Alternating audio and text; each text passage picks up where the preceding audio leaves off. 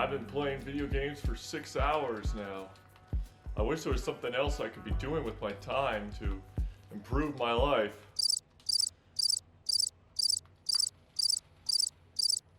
Oh well, I might as well play more video games.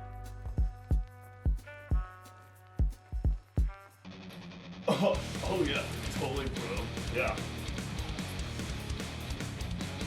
I was a linebacker back in high school, and yeah, I totally did the workout thing and stuff. No, this is nothing. Yeah, there's no reason I should get back in shape. I already did that. Yeah.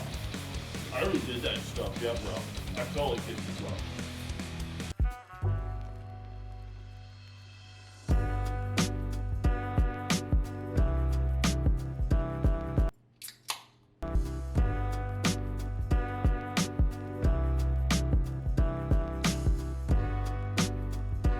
Thank you guys so much for tuning into this video. If you enjoyed it, please let me know down in the comments below. I'll do more like this. I had a lot of fun with trying to plan out little skits and stuff. And so like I said, if you want to see more, subscribe, comment, share. Comment down below that you like it.